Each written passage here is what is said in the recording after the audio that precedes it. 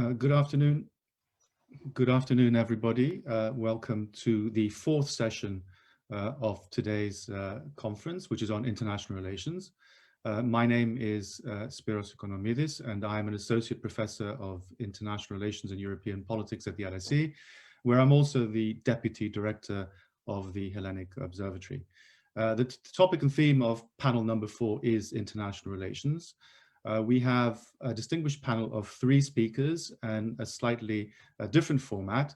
One of our speakers is, of course, the Foreign Minister Nikos Dendias, who unfortunately cannot be with us this afternoon, but we have recorded a conversation with him earlier this week, which we'd like to play by way of introducing today's topic. But let me just take a few minutes to introduce our other 2 panelists today. The first person I'd like to introduce is Angelos Syrigos. As you know, Angelos Syrigos is a New Democracy, Dimokratia member of parliament since 2019, and recently was appointed Deputy Minister for Education and Religious Affairs. He is also, in his academic vein, an Associate Professor of International Law and Foreign Policy at Pandion University. Angelos Syrigos studied at Athens Law School and holds a PhD from Bristol University, and has published widely on Greek-Turkish relations, on Cyprus, on the Prespa agreements, and various other aspects relevant to the study of foreign policy and international relations of Greece. Our second panelist is Katerina Sokou. You, of course, will all know Katerina from her journalistic work as the Washington correspondent for both KATHIMERINI and SKAI TV, and her regular column in KATHIMERINI is very much worthwhile reading. Katerina is also a non-resident fellow at the Atlantic Council and has been a visiting scholar at the Elliott School of International Affairs at George Washington University, where she did some fascinating work on the relationship between the US and Greece during the debt crisis. Katerina studied history at Ioannina, and she holds a degree in international studies from Warwick University. Before I invite Katerina and Angelos to make some introductory remarks of their own, I would allow you to view the conversation that I had with Foreign Minister Nikos Dendias earlier this week by way of introducing the subject.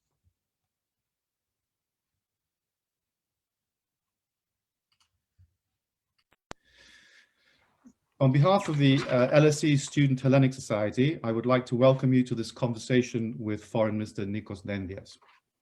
This is part of the Hellenic Society's conference entitled Greece 2021, Reflections on Yesterday, Shaping Tomorrow. Nikos Dendias needs little introduction. He's been a member of the Hellenic Parliament since 2004, representing Nea Dimokratia, elected both in Corfu and more recently in Athens. He has served at a variety of different ministries over his political career: the Ministry of National Defense, Development and Competitiveness, Public Order and Citizen Protection, and Justice. And more recently, in the government of Kyriakos Mitsotakis, he has served as Minister of Foreign Affairs. Of course, one of his most important contributions to this is that he's an alumnus of the London School of Economics, which we value very highly. Foreign Minister, welcome. I know you're going to make a few introductory remarks, and then we'll begin our conversation. Over to you. Thank you. Thank you, dear Professor Economides. I would like to thank also the Hellenic Society of the LSE for inviting me in this virtual conference. And I sincerely hope that in the near future I will be able to participate physically. But that, of course, remains to be seen. Let's see how successful we are against COVID. Today, I would like to briefly outline the foreign policy priorities of Greece. As all of you know, I'm sure, especially students of international relations, a country's foreign policy is shaped within a specific international environment that creates constraints, but at the same time creates opportunities. Foreign policy priorities aim at adjusting to this environment and extend possible influence towards a specific direction. As things stand, I can think of 3 main variable factors that affect Greece's foreign policy, as well as 2 stable ones that guide its orientation and objectives. First of all, allow me to outline the 3 variable factors. Firstly, the vastly changing dynamics when it comes to established and emerging powers in Europe and the world. I'm referring to the United States under a new leadership that is seeking to establish again, its global footprint, and emerging powers such as China, India, Russia, and of course, post-Brexit, global Britain. Secondly, the rising instability in this Mediterranean region, caused in the large part also by Turkey's actions. In this regard, I would like to highlight that despite an apparent calm in the Aegean over the past couple of months, we see the continuation of an inflammatory rhetoric from Turkish officials. Thirdly, the slow but still important changes in Greece's immediate neighborhood, the Western Balkans to the north, and the Middle East and the Gulf to the south. In this context, I would like to highlight the aspiration of the Western Balkan countries to join the European Union.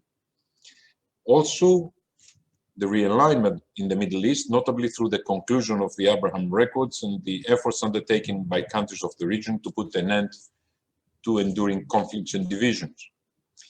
Despite these tectonic plates moving in the international environment, it is important to remind us the two pillars of Greece's foreign policy: the rock-solid commitment to international law, conventional and customary, and a commitment to multilateralism, as exemplified by Greece's wholehearted engagement to the European integration project. And of course, its participation to numerous international and regional organizations, NATO, the OSCE, the Council of Europe, etc. So, on this basis, on these parameters, our priorities can be summarized by the three Ps: peace, prosperity, partnership. First of all, peace. Greece seeks to promote peace in its broader region and to resolve any pending differences on the basis of international law. In this context, Greece has concluded agreements on the delimitation of exclusive economic zones with Italy, Egypt. We have agreed with Albania to refer the issue to The Hague. And also, in this vein, we have tried to restart the exploratory talks with Turkey. We sincerely hope that these talks can continue in a positive climate. Second, prosperity. We joined the European Economic Community, as it was called at that time, 4 decades ago, 40 years. It was a fundamental step for us. And we are sparing no effort in supporting the accession process of the Western Balkans countries in the European Union.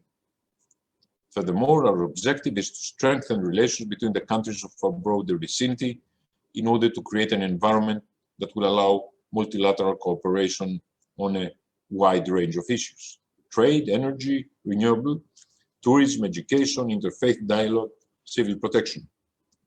We aim to become a bridge, on the one hand, between the Middle East, the Gulf, and on the other hand, the Balkans, Europe. That was our objective. For example, when we were convening the Philia Forum, a gathering of so far 7 countries from Europe, the Middle East, and the Gulf, which met in Athens a couple of weeks ago. And partnerships. Beyond reaching out to our immediate neighborhood, Greece is seeking to further promote and enhance ties with traditional allies, starting with the UK and the US. But we also want to build a pragmatic relation with Russia, a country which, along with France and Britain, played a crucial role in our independence. It is also our ambition to build relations with other emerging powers, starting with India, which relations have been neglected by us, I have to say, for rather too long. And we also want to expand our contacts in other regions of the world, including Australia, China, Japan, Sub-Saharan Africa, Latin America. Today, global challenges require global solutions, and Greece has the ambition to actively contribute in this endeavor. It is difficult to summarize everything, but I think I tried to give you a full picture of our multi-layered foreign policy. Thank you so much. Foreign Minister, thank you very much. Could I just ask you a general question to start off our conversation? When you were appointed Foreign Minister, did you expect to have such a rich foreign policy agenda at your desk? Because it seems to me that many Greek governments in the recent past have been disinterested in foreign policy. And yet now you've got an agenda which is very, very full. And I was just wondering whether this was something that you expected. Well, Professor Columnist, thank you for the question. I have to say it reached, it's rather an euphemism because unfortunately the Mitsotakis government had to face something like 18 months of continuous crisis with Turkey, both in the Aegean and in the Southeast Mediterranean, and of course, a very, very problematic situation with the violation of sovereign rights of the Republic of Cyprus. At the same time, we tried to have an approach on a very open-eyed approach in the overall region, as I tried to say before. Because Greece is coming out of a 10-year hard economic crisis. And our effort is to return back and recreate and enhance our relations with our friends in the Balkans, in Europe, but also in Africa, North Africa, and the Sub-Saharan Africa, and on the other parts of the world. This is, I think, the most useful thing the Greek foreign policy can do and can offer. Create bridges between continents and create understandings between countries, but always based on the international law. Okay, let me, if I may, move to one of your P's, and that's the P of peace. Because I think one of the major problems that's facing Greece today is its relationship with Turkey, as you mentioned before in your remarks, and which is obvious in your diplomatic activity as well. You mentioned the exploratory talks. Could you give us an idea of what we can expect, or what we as Greece want out of these exploratory talks? Well, let me first of all say that what we're expecting to happen now is the 62nd round of exploratory talks. There were 60 before we restarted the process that ended because Turkey did not continue them in 2016, and we tried to restart them. We had the first round in Istanbul, in Constantinople, and we're now waiting for Turkey to accept our invitation for the 62nd round. The exploratory talks are not negotiations. It's an effort to come to an understanding following which we can start negotiations. But Professor Economides, I would like to be open and frank to you. I cannot be very optimistic. I cannot be very optimistic, and I will explain why by giving an example. Let's assume that we're trying to solve a geometry problem, as we did in school. But we, Greece, are trying to solve the problem according to the Euclidean geometry, and Turkey is trying to solve the problem according to the elliptical geometry, in which the parallels do not exist. So the way to go forward is both of us use the same rules. And which are the same rules? The rules are there. It's international law, an international law of the sea. So as long as Turkey does not accept UNCLOS, the international law of the sea, as the way to try to solve our mutual problems, then no matter how hard we try, it will be very difficult for the exploratory talks to arrive to a positive conclusion. Having said that, Greece will continue to try because we believe in peace and understanding. It seems to me that the Greek position has been very standard over the years, and you reinforced this position with what you just said now, based on international law and international law of the sea as a starting point. But it seems to me also that in the last year or so, Greece has become a much more pragmatic player in terms of international affairs and foreign policy, that it's struck relationships and agreements with countries that are not necessarily based simply on international law, but are part of a new alignment of states and actors in the Eastern Mediterranean. How does this fit into the relationship with Turkey, exploratory talks, goodwill, and where we move on from here? Well, again, let me be frank. The foreign policy of Greece is not Turkocentric. We don't do everything for the sake of Turkey or for Turkey or against Turkey.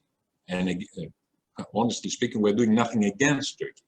But what we aim at, and for that we are absolutely creative, is create understanding between countries, build bridges between countries. And the very solid basis of this understanding is international law, international law of the sea. That, for example, was the subject of the Philia Forum, which took place in Athens just 2 or 3 weeks ago. And we had a very interesting participation. The United Arab Emirates, Bahrain, Saudi Arabia, Egypt, Cyprus, Greece, countries that I don't think ever in the past have come around one table with one agenda. And we're doing the same thing in the Balkans, and we're trying to project the same image on Northern Africa. We would like to create understandings, and we would love to have Turkey become a member, a part of those understandings. We would like that very, very much, because we believe that is to our benefit, and also we also believe that that would be to the benefit of the Turkish society and the Turkish people. But yet again, it needs two to tango. Let's talk about tangoing in a different context. The second of your P's was partnership, and one of the most important foreign policy partnerships for Greece, of course, is the European Union. What role has the European Union actually played in the last year in terms of this very difficult relationship with Turkey? Because it seems to me, on the one hand, Turkey became a European issue in 1999 and not just a Greek issue, but now it's almost as if the bilateral relationship between Greece and Turkey has been renationalized, that the Greek government is being somehow told, you engage in exploratory talks and then we'll see what happens. What is the role of the European Union in the last year or so in this difficult relationship? Well, in understanding the role of the European Union, I have to say, first of all, we have to understand the European experiment. What is the European Union all about? As I said before, when we started this trip, we Greeks started this trip with our European peers and partners, it was still the market. Now it's the union. But as religions in the past, also the European Union needs time to mature. And I was told that with the exception of Islam, all the other monotheistic religions needed at least 300 years to mature. So maybe that is the truth for the European Union. It needs time. But Professor Economides, we are very proud for this experiment. We are very proud. We believe that is a unique experiment in the history of humanity.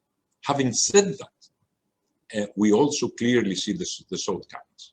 It is still the foreign policy of the European Union is the aggregate of 27 member states, 27 national foreign policies. So in this case, although Europe realized, the European Union realized that it was not a Greek-Turkish problem, yet again, sometimes they acted as if it was. Having said that, I'm sure that the European Union, the European Council, sees clearly what's happening.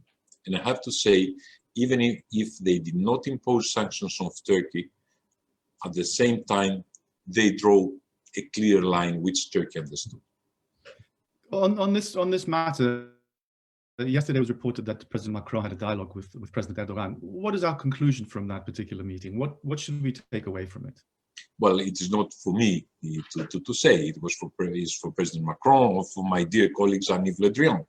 But having said that, I would also add that France has been a supporter of Greece, a supporter of peace, a supporter of stability, with a very clear understanding on what is happening in the Eastern Mediterranean. And also that France, in the European Councils, supported our clear positions based on international law. A different partnership which has been very important to Greece historically and also in the more recent past is the relationship with the United States of America. Could you please give us an indication of how supportive the United States of America have been in the past year, and whether you expect any changes to happen as a result of a Biden administration? First of all, I would like to give an example. During the first 18 months of the Mitsotakis government, I have met with Secretary Pompeo, if I remember well, 6 or 7 times. I never recall in the Greek-American relations history a Greek foreign minister to have met his American counterpart so many times in 18 months. Never, ever. Also, during that period, we even signed an agreement, the MDCA. And I will never forget Secretary Pompeo very clear position in his last NATO summit towards Turkey and the problems Turkey creates for the alliance. Having said that, what we're facing now in the United States is a new administration, the Biden administration. And the Biden administration, and also Secretary Blinken, has a number of people very much experienced in our overall region, in the Balkans, in Southeast Mediterranean. So what we're expecting is for them to re-engage. We need the presence of the United States in the region. We clearly need the American presence. When America leaves a vacuum, then other actors in the region try to fill it up, and some of those actors do not necessarily share the same values with us.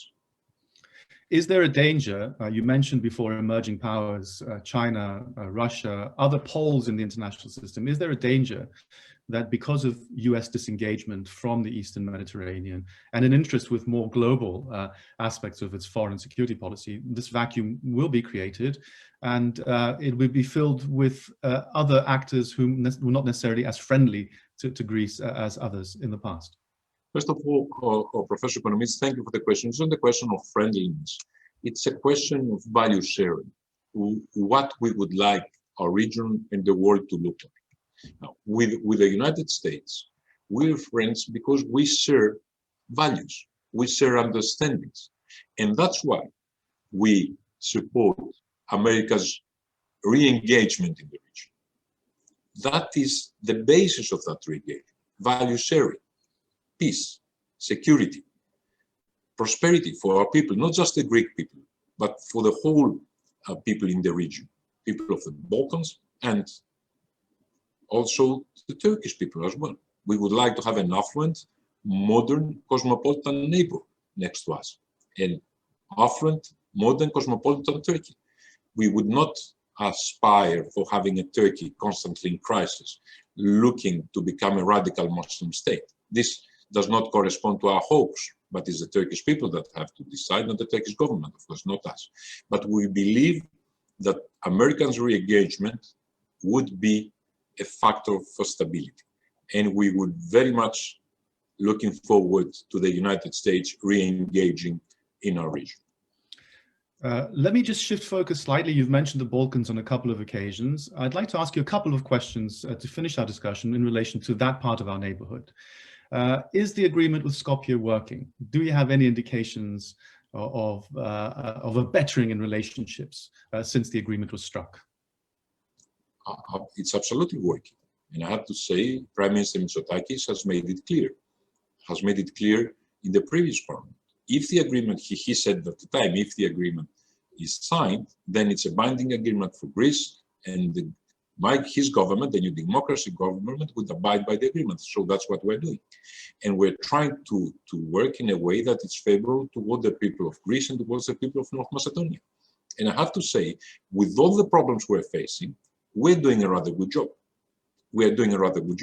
And allow me to predict that we will be able to solve the problems deriving from the Prespa agreements. And in a few decades from now, North Macedonia will be Greece's best friend, and Greece will be North Macedonia's best friend in the world, because these two countries are complementary to each other. It is so clear, so clear. We could discuss this particular issue endlessly, but let me just broaden out the focus for a second and ask you about the European perspective of the remaining Western Balkan states.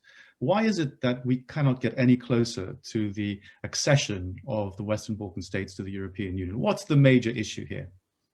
Well, Professor Economides, as we said before, this project, the European Union, is a difficult one. It's a unique one, but a difficult one. When they ask me what is the main reason that Greece advocates the Western Balkan accession to the European Union, my answer is necessity. We cannot allow a black hole in the middle of Europe. There are many countries, some of them very, very small, like Kosovo, like North Macedonia, others a little bigger, like Albania, but yet again, countries that I believe in the 21st century cannot stand on their own. They need a family, and the European family is the fitting family for these countries. Of course, their accession process has to be based on conditionality. There's no free ride, there's no free ticket.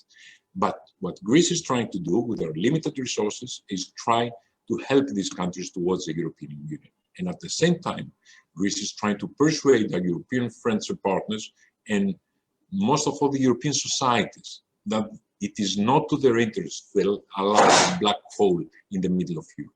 That if That is the choice. That choice would prove in the years to come catastrophic.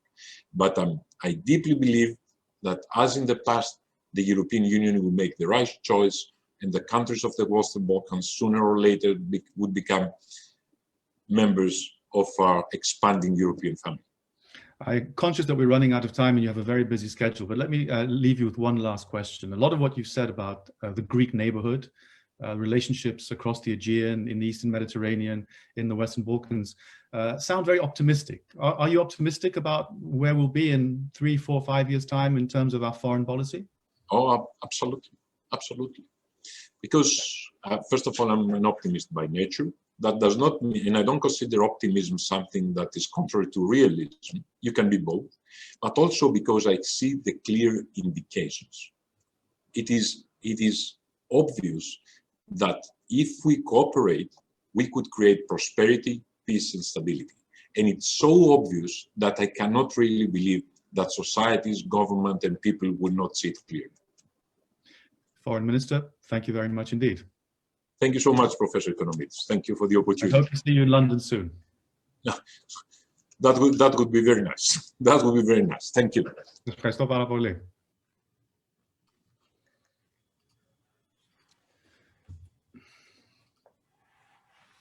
Welcome back to the main session. We had that small conversation with the Foreign Minister. And now I'll ask Katerina Sokou to make a short presentation. Unfortunately, we seem to have lost Angelos Syrios, and we will try and establish what is going on with his connection. But until then, I'll ask Katerina Sokou to make a few introductory remarks, and then we'll pick up the discussion from there. Katerina, over to you. Thank you, Dr. Economides. It is a pleasure to share this virtual stage with you. You once kindly accepted me. I audit your graduate class on European politics as an Erasmus student. And of course, Dr. Syrios, when he joins us, his public commentary is someone I follow very closely and with great interest. Now, these conferences are a long LSE tradition, and it was on a similar occasion that I first saw Greece, my country, through the lens of international relations. So this invitation by the Hellenic Society of LSE is truly an honor for me. Now, the organizers have asked me to speak about stability in Greece's neighborhood and the role of Turkey and the integration of the Balkans and Greece's position in the EU and relations with the US. So not that much, really, everything. I'll start with the EU. I'm not one to sugarcoat the problematic handling of the Greek debt crisis and the legacy it left behind. But one cannot ignore what a modernizing factor the EU has been for Greek institutions and what a stabilizing factor it has been for its democratic politics. It obviously has had also obvious economic benefits, even if Greece's economic integration was not solid enough, as the Greek debt crisis showed us. And particularly, the Eurozone created the conditions for a bubble. And obviously, as Greeks, we did not do enough to build Greek competitiveness. But the crisis, if anything, has given us a chance to amend this.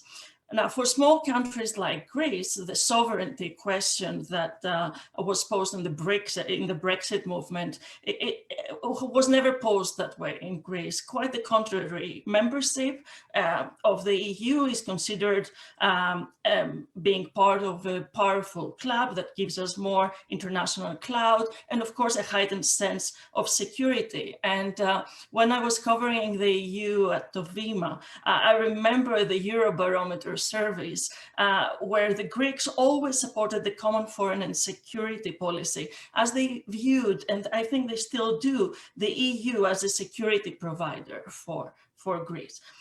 However, and I do have a question mark about how Europe will handle the current brewing crisis in its periphery in the Eastern Mediterranean and what that might mean for relations with Greece. Which brings us to the question really of regional stability and the revisionist aspirations and democratic backsliding in Turkey. Now, the Eastern Mediterranean is a vital region, not just for Greece, but for European security too. And we could talk about why that is later. But the United States are also interested in the region. It needs to be stable if they are to focus on their other national security priorities. Now, given that the European nations have conflicting viewpoints, developing a coherent and positive security strategy for the region is not a given. And as the foreign minister told you earlier this week, this will require the engagement of the US as well, and a lot, I would argue, a lot of regional diplomacy too. And I would just like to close with a general comment, because I was inspired by the title of the conference, which was reflecting on yesterday, shaping tomorrow. Now, you mentioned I studied history, and we may ignore history at our own peril, but at the same time, these crises of the past few years have made me think that we should also strive to defy it in many senses, if anything, in shaping the future. Historians aim to identify inflection points that symbolize the birth of a new era, and certainly the Greek Revolution was one of them for both Greece and the world, to the extent that it led to the creation of new nation states and the era of the nation states. We now face a transition of sorts, and I was reading the interim security strategy report of the Biden administration, which also mentions that we are in an inflection point right now. I think we can all agree that the world is in flux, and multilateralism has taken a hit. Same with the American hegemony that has shaped it. Authoritarian systems are flexing their muscles. New economic powers are changing the globalization model, leaving less on the table for the Western middle class. And especially in our region, we see this regional instability, poverty, and climate change that is also accentuating migration pressures. So what will this mean for our social cohesion? How do we safeguard our liberal democratic model? I think this is the challenge of our generation, and especially in Greece, we have a specific, as we are at the borderline of Europe, we do have a fundamental, I would say, vital interest in fighting this fight, frankly. Katerina, thank you very much for your introductory remarks. We still don't have Angelos Sirigos with us, so why don't I begin by perhaps asking you a couple of questions about what you've said, and then we'll start taking some questions from our audience as well.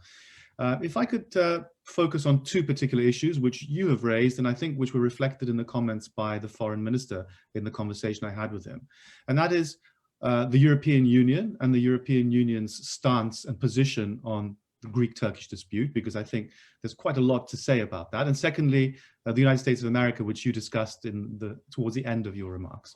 Now, let's concentrate on the European Union for a second. Much has been said, and the foreign minister emphasized this, about values, about the protection of values, about values based on norms of behavior, international law, etc. But at the same time, here we have a situation where two EU member states, Greece and Cyprus, are claiming not only that international law is being violated, it's a question of values and standards, but also that there are material interests at stake. That it's not simply about upholding certain rules of behavior, but it's also that our interests as European Union members are at stake. And so this is a European problem. Why do you think the European Union has been reticent to go further than merely make rhetorical comments about perhaps in the future imposing sanctions? Why has it not sided with its two member states? Well, I felt from my coverage of the issue as a journalist that it's obvious on the various statements that they make on the issue that they try to portray an image of pragmatism. So we have to engage Turkey, and in order to do that, we need both the carrot and the stick. So the stick being sanctions, the carrot being a positive agenda that would entice Turkey to be more cooperative and less confrontational in the region. So that's one. At the same time, you've written about this actually. The EU still considers its security strategy.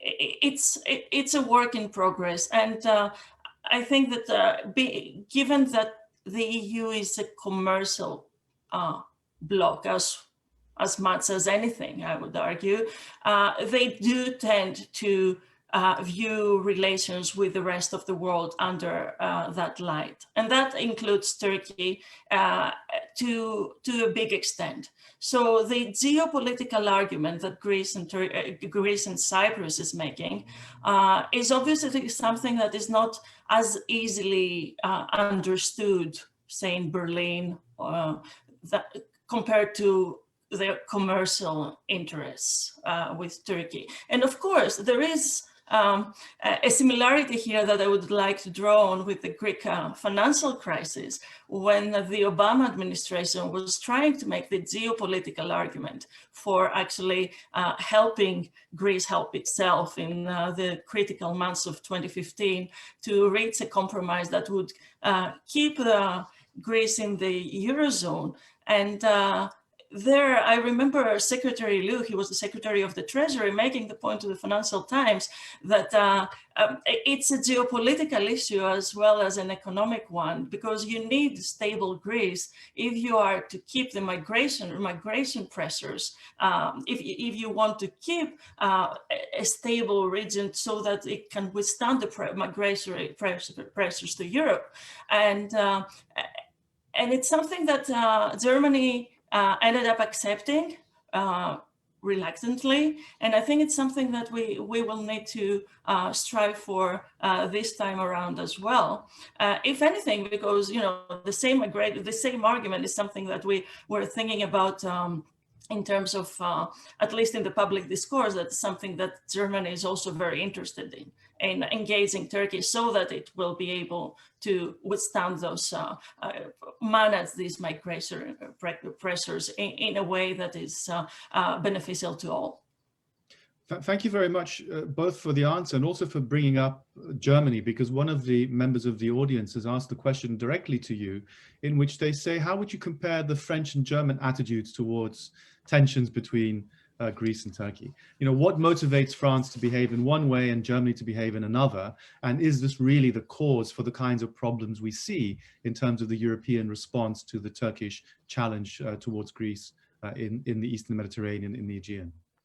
Well, I do think that the current French president has a more geopolitical view of the region, and that's also the case, I would say, more generally with France as an interest in the region. I mean, given its Mediterranean nature as well, it is France, maybe one of the biggest two countries in the European Union. At the same time, however, it is a Mediterranean country as well, and the biggest one at that. So so traditionally, I think they do have an interest in the region, but at the same time, President Macron also has developed a geopolitical vision for Europe, let alone, our part of the world. So the question here is how ready and how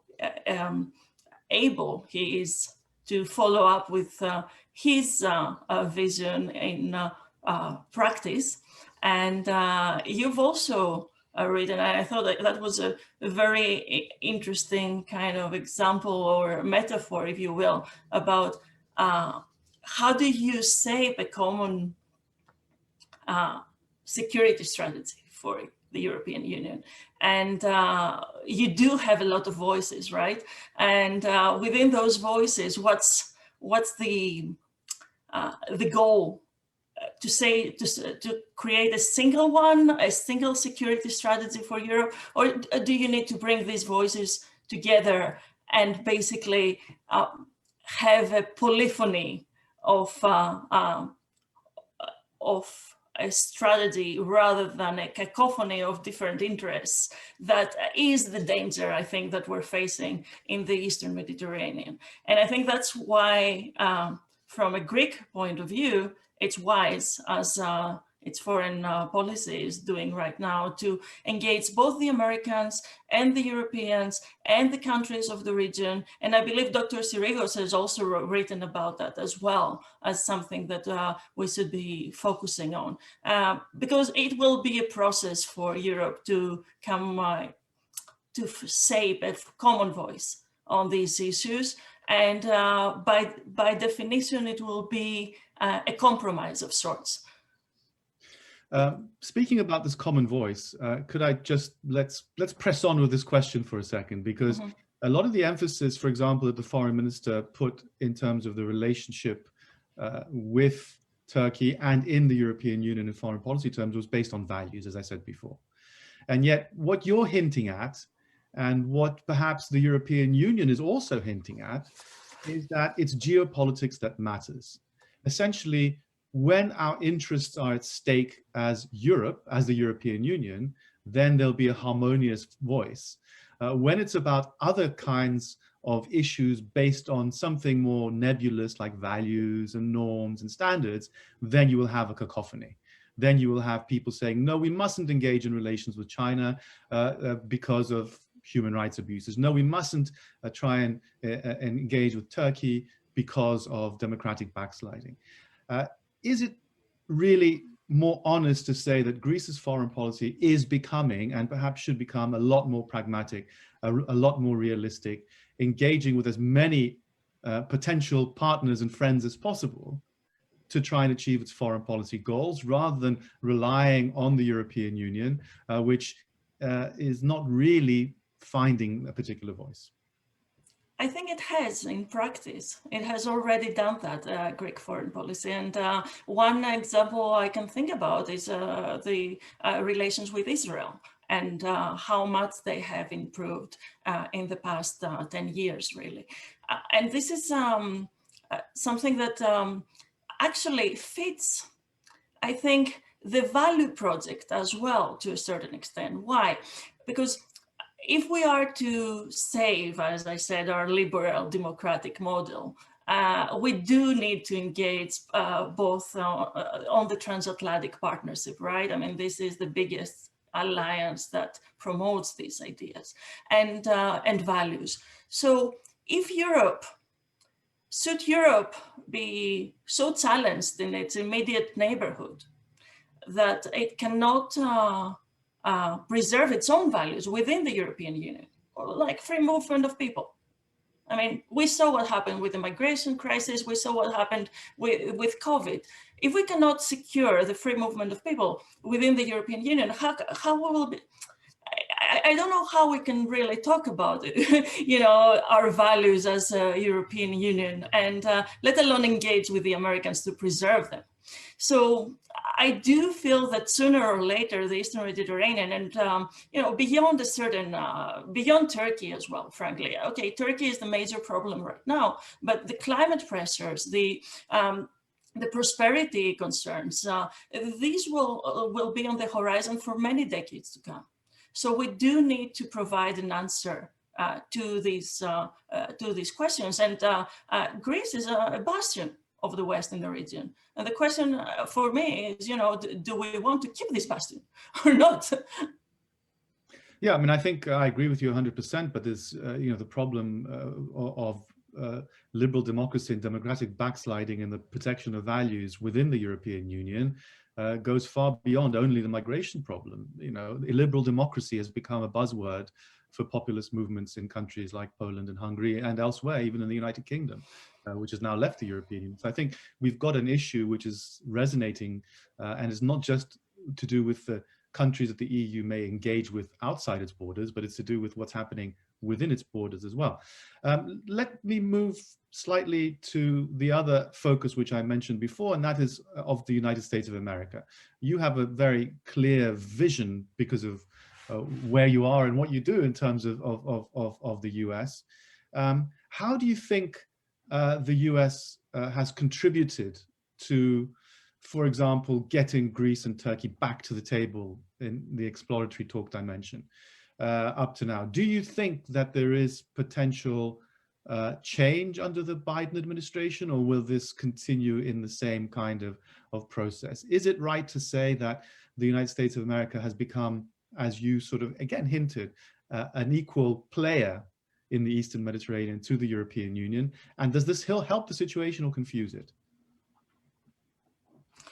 Well, the Biden administration has indicated that it will continue the engagement with Greece and the region. So that's one, and I don't know of any analyst who thinks that relations will deteriorate with the Biden administration as far as bilateral relations are concerned. Anyway, now its relationship with Turkey, and the foreign minister mentioned that the Pompeo speech at the very end of his term in NATO was a condemnation of Turkey's policies really in the area. And I don't think that the Biden administration wanted to start engaging with Turkey, especially within NATO, on those same terms. They try to, and they will try to have as clean a slate as possible within NATO, which isn't easy because the S-400 issue is the major concern. Turkey acquiring the Russian missiles is the major concern that the US, any US administration has with Turkey at the moment. But it is something that is of a concern to them. At the same time, the value propositions that the Biden administration is pushing for. And, being a cynical journalist, I would have told you a few months ago that, well, yes, they will talk about values, but, there are also the interests, and the interests in the region for the United States are very specific and important. But we have seen them raising the value issue over and over again, especially in relations with Turkey, in relation to Turkey and its democratic backsliding and its handling of the student protests. And it's a series of events within Turkey that we know very well of, and they haven't shied away of raising them in the US. So that's a second factor that we'll have to take into account on how the relationship progresses in the region. Now, concerning the Greece-Turkey negotiations, or rather the exploratory talks, because they're not negotiations yet. The US has always supported, be it the previous administration or this one, that the Greece and Turkey should be talking to each other as allies and as members of NATO.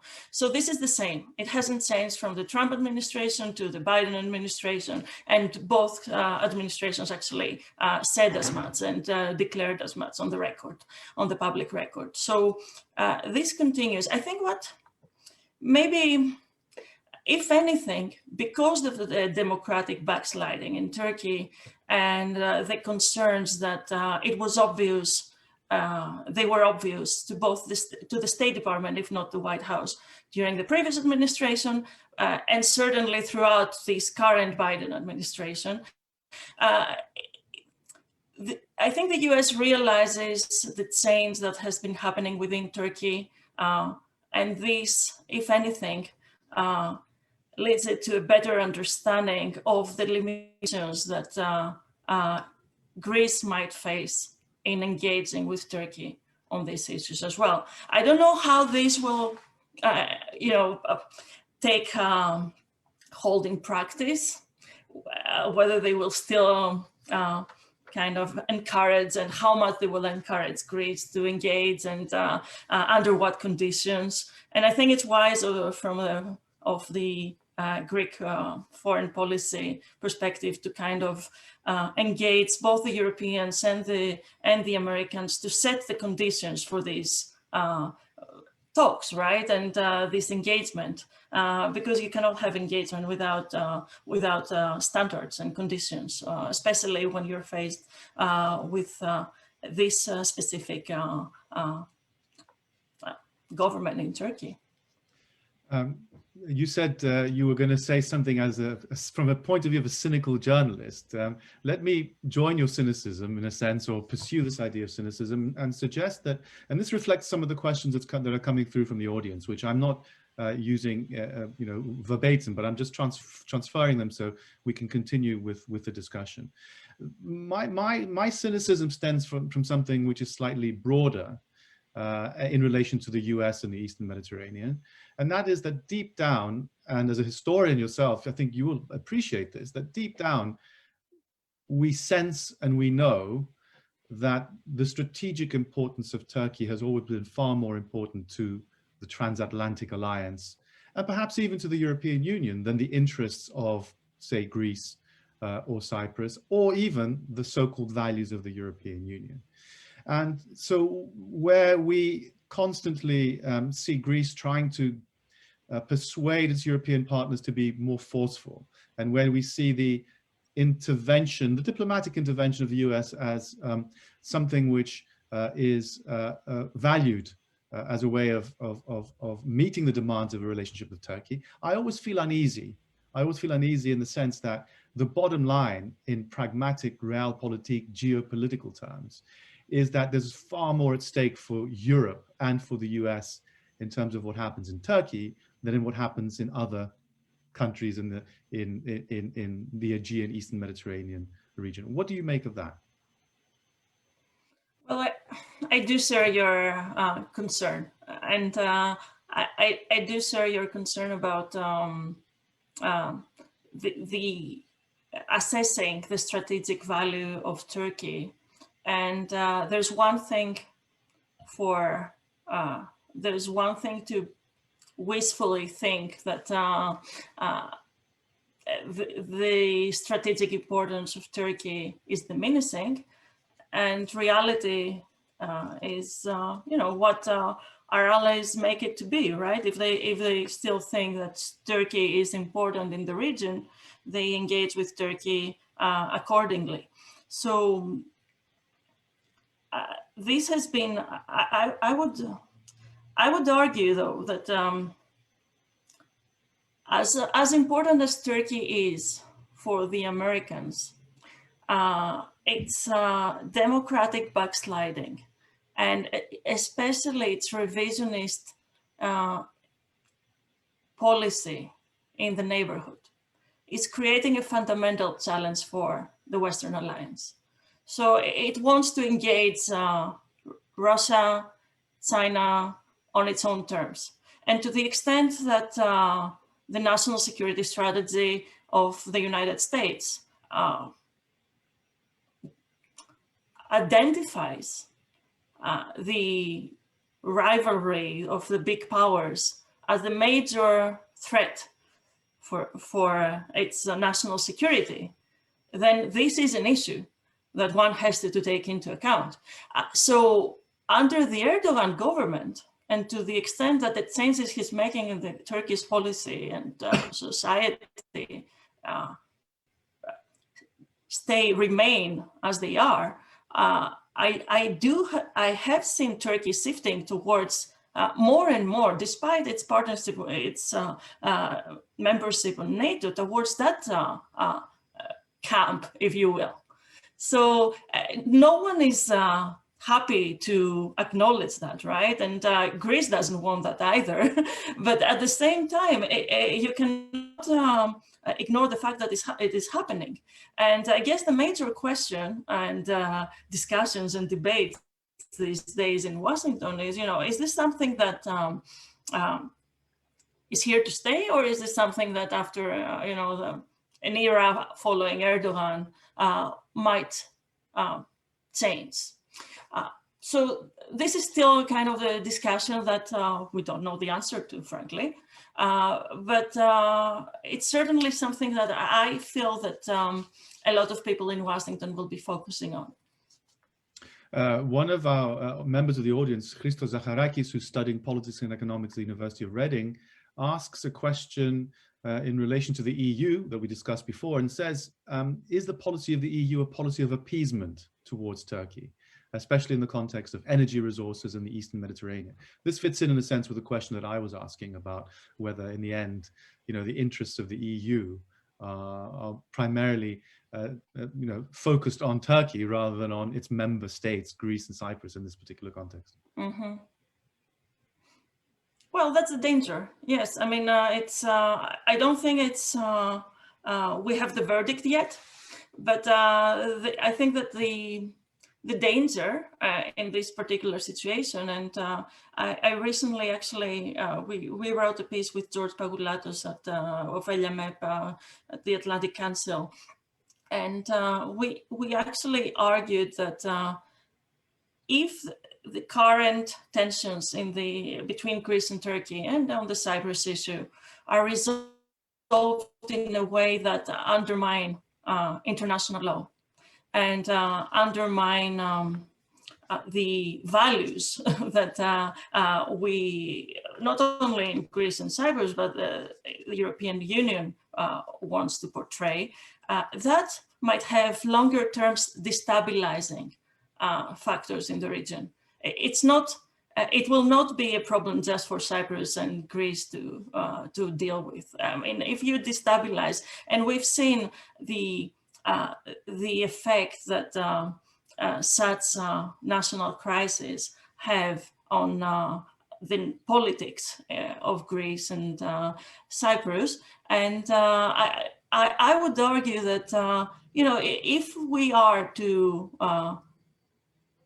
basically give fire to these nationalistic sentiments within those two countries, this will destabilize the political situation. And as we've seen with the Greek financial crisis and the migration crisis, given the geographic location of Greece as a bastion of the European Union in the region, this will have longer term effects for the European Union as a whole. And I guess this is the argument we're trying to make as well. I mean, the Eastern Mediterranean is critical for European security as well as for that of its member states. And this is something that, and that's where geopolitics come into play in a much more fundamental way for Europe than we care to acknowledge in our current kind of negotiations with Turkey about how to handle the situation. We have a number of questions coming in from the audience with the US in mind, but I think you've answered quite a lot of that. So I just want to tell the members of the audience I've taken your questions into account, and I think Katerina has made a good effort to cover what the future might bring in terms of the Biden administration, the Eastern Mediterranean, Turkey, etc. Can I ask you a question? Since you mentioned geopolitics in the Eastern Mediterranean, there are two aspects of this which I find quite intriguing and which I think bear discussion. The first is, are we overvaluing the actual value, if you want, of the energy resources that might be available in the Eastern Mediterranean? That they've become commodified in geopolitical terms, but they have much smaller residual economic value. And this is obviously a negative effect in a sense, because it heightens tensions on something in the end which is much less economic value than one would have expected. Well, this might be the case, and especially with the European Union turning towards green energy, and there's a certain timeline which is closing for making use of these resources. There's a good argument, of course, in the context of the Western Balkans as well, and Southeast Europe and Eastern Europe security, energy security, that you could use these resources as a transition period to further integrate these more vulnerable, from an energy security perspective, regions of Europe into the mainstream, into the European Union, I mean. But at the same time, so there's an argument to be made there. But I would argue that more generally, the current issues with Turkey go far beyond the energy exploration topics. So I think it was a good pretext, or what you will, for for engagement on the part of Turkey and promoting its blue homeland doctrine. But the blue homeland, it's much more than using the energy resources in the region. So it's much more revisionist like that. I mean, if you hear President Erdogan questioning the Lausanne Treaty, these are issues that have exposed, I think the energy resources have actually exposed the larger questions of the region. And even if we try to kind of find a compromise on the energy question, on its current track, I'm afraid that Turkey has taken a revisionist stance that will not be satisfied with that. So in a sense, I mean, I would argue, just to follow up from what you were just saying, that the energy question has made the existing set of relations even more complex.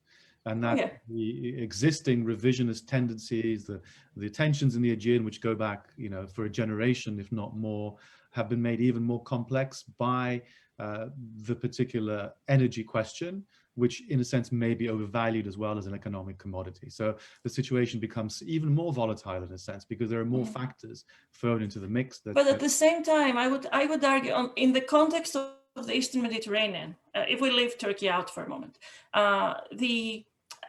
the energy cooperation that started with the East Med Gas Forum, with the support of the US, by the way, with the trilateral partnerships between Greece and Cyprus and Israel, and Greece, Cyprus and Egypt.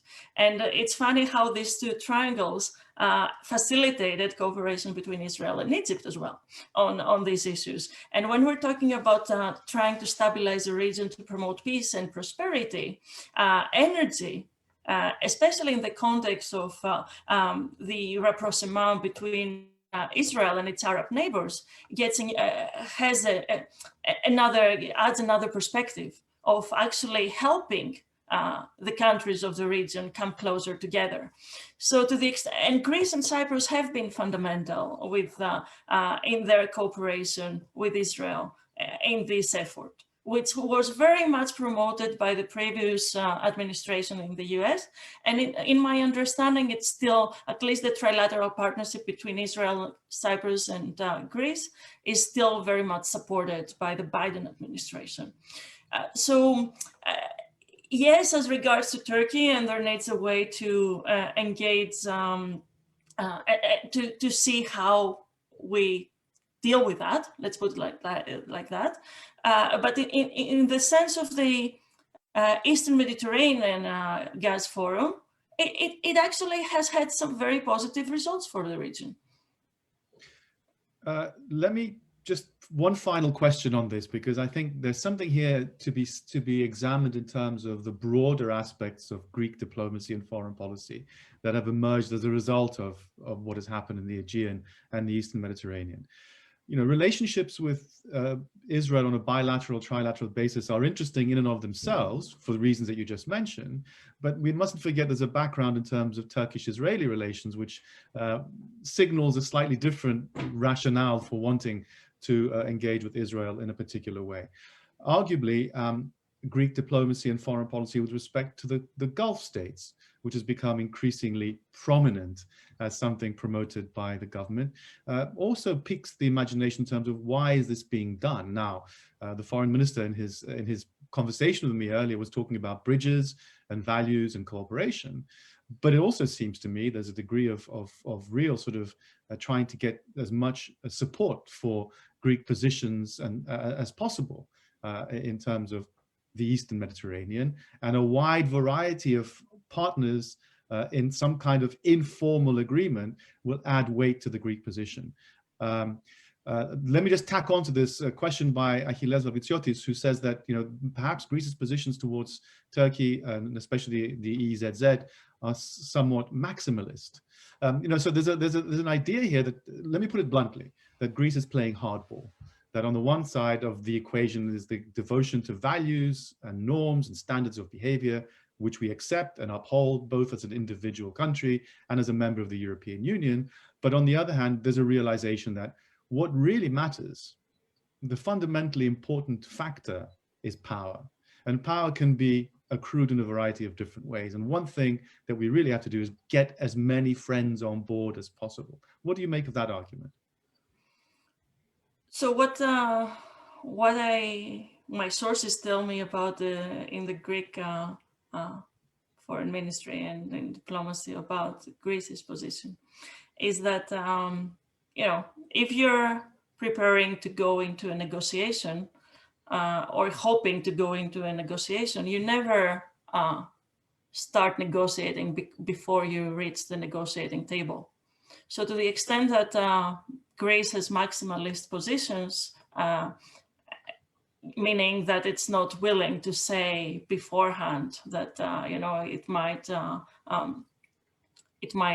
compromise a bit on the Castelloris or around Castelloris or the nautical miles there or what have you. This is something that is a strategy that all negotiating parties would do before they go to the negotiating table.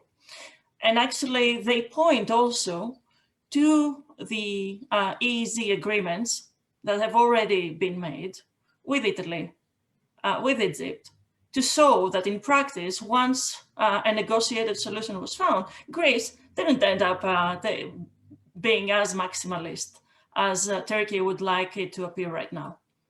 So this is the argument, and they show to their recent deeds to signify that this is the case here. At the same time, I think it's fair that Greece would try to engage with partners in the region that share the concerns of a revisionist Turkey in the region. And I guess the surprising thing here is that a lot of Arab states fall into this category these days. And that should tell us something about Turkey's position too, and its policy in the region. Syria, in Azerbaijan, in Nagorno-Karabakh, in Libya, relations with Egypt.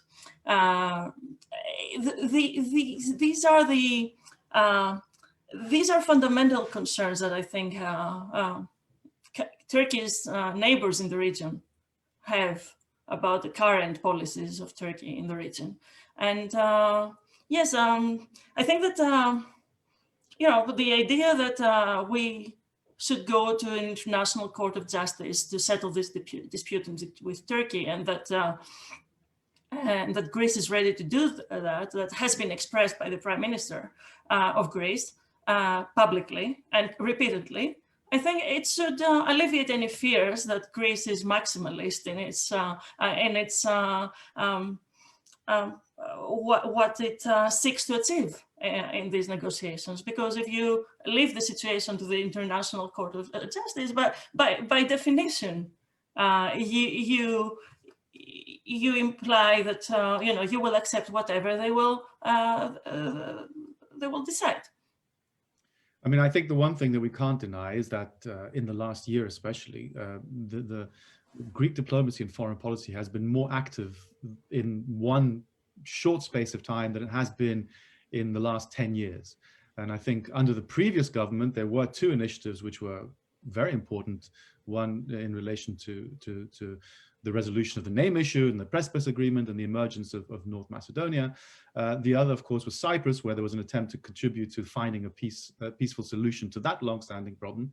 But generally speaking, Greek governments have shied away from foreign policy over the last 10 years or so. And that's partly because of the European Union and the ability to bury yourself within the European Union. But in the last year, we've seen this explosion of activity. And for better or for worse, it's meant that Greek diplomacy has had to engage with a wide range of issues which before perhaps were left on the margins and not really tackled. Let me, within this context, move to another area that I discussed with the foreign minister and which I think you have mentioned as well. And one of our participants also would like to hear about, and that is the Western Balkans. Now, Andonis Karaminzos here in the audience put the question very specifically in relation to Western Balkan accession to the European Union and the role of Turkey. I'd just like to broaden it out a bit and ask you to give us your opinion on why you think the process of accession of the Western Balkan countries has essentially stalled, and what is the potential role of Greece, or the interest of Greece, or the future of Greek participation in pushing forward this accession? So Greece is very much invested, I think, into the accession of the Western Balkans, and it is a vital economic space for Greece. It has been in the past, before the Greek debt crisis. The Balkans, more as a region, Southeast Europe, was an area of particular economic importance for Greece, but also Greece has been a factor of stability in the region, and if anything, for its own benefit, right? Because if the Western Balkans are destabilized, this has immediate, Greece is a neighboring country, it has immediate effect on it. So the opportunity cost is larger for Greece than it would be for other European Union states. So that's one, and I think it's a good policy. It goes back 2 decades now, and I think that it would be. It's good that Greece is one of the countries that it's still very much on the forefront of pushing for Western Balkans integration. By the way, this is a position that the Americans also very much appreciate, Greece's position vis-a-vis the Western Balkans within the European Union. And because they obviously also see it as a geopolitical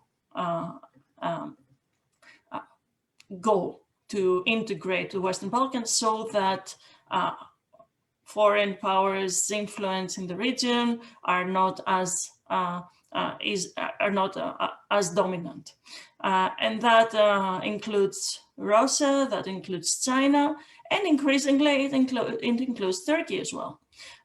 So to go back to the question that our audience member also asked, it is something that would stabilize geopolitically the Western Balkans, and it is something that would also provide a source of economic growth for the region as a whole, including Greek businesses. So I think that the question of how Europe is treating it, how the European Union is treating it, has to do with the legacy of the migration crisis, the financial crisis. There's a fatigue of expansion, right, of enlargement that you have to take into account, the domestic concerns of many countries and illiberal tendencies that you also mentioned. I mean, to be realistic, there's not so much appetite for enlargement right now in the European Union. At the same time, I would go back to the geopolitical argument. I mean, the foreign minister said, you know, you cannot allow a black hole center of Europe. It is at the core of Europe. It is too close for comfort. It's not. We're not talking about the Eastern Mediterranean anymore. We're talking about Europe as a continent. So this is something that, which I would argue, by the way, the Eastern Mediterranean should be considered part of Europe to a certain extent. But there, I think the geopolitical argument needs to be made more strongly. And we do have some allies in that effort in the region as well, and certainly in the Americans. Katerina, thank you very much. You mentioned Russia and China, and so did the foreign minister in his remarks earlier that we heard earlier. And of course, there is a significant Russian influence or presence in the Western Balkans, as there is increasingly a Chinese one, even though that seems to be slowing down, and we're not sure exactly which direction that is going in. What is Greece's position on this? And the reason why I ask this, of course, is because on the one hand, we are firmly entrenched in the European Union. That's where our natural economic and political home is, and cultural home, of course. On the other hand, we, especially during the economic crisis that we had, opened our relations with China in commercial terms for obvious reasons. And there's long a history of relations with Russia for geopolitical reasons, which is very, very important. Yet these two states, like Turkey perhaps, are seen to be major revisionist states in the international system. So where does Greece fit into this? Where does Greece fit into the idea that you have these revisionist states, that the European Union sees them as revisionist states, perhaps the United States of America sees them as revisionist states as well, and yet we are still trying to play some kind of game which is necessary to promote Greek interests? Well, I think the European Union, frankly, provides a perfect cover for Greece in this regard, because, frankly, the major issues right now that of Russian influence within the European Union, for example, is the Nord Stream 2, right? That goes to Germany, takes Russian natural gas to Germany, and of course, there's been a focus. I don't mean to lessen it. There's been a focus on specifically the investment of COSCO in the port of Piraeus in Greece, a Chinese investment, and how much that would jeopardize Greece's positions within the European Union vis-a-vis China, for example. And at the height of the crisis, we had a couple of worrying instances. But at the same time, the mere fact that the COSCO investment took place in a way that was safeguarding European norms and protections for employment, for the environment, for the standards of operating that the European Union terms that the European Union set the terms of, is it kind of is an easing concern to a certain extent. Of course, there are other investments. I mean, if more ports are acquired by the Chinese and you end up having all the Greek ports owned by Chinese, that's obviously a geopolitical concern as well. And that's why the Americans are very engaged in making very public statements to the effect that this doesn't happen in Greece. And from a European Union perspective, though, as well, I think that Greece is not particularly troubling in the sense of dealing with either Russia or China for its own for economic growth purposes, right? And this has been an argument that the Greek government, successive Greek governments, have been making actually to Western investors as well, and Western governments saying, you know, we're coming out of a deep economic crisis. We want investors. So where are you guys? You know, just show up and we'll be interested. And we would rather have Western investment than, you know, with the standards, rather to trying to set the standards for foreign investments, third countries' investments in the country. Not that we cannot do that, we can, but we would rather engage with you. And I think it's something that has worked as far as the Americans are concerned, because they did bring in their own development bank to support some of the projects.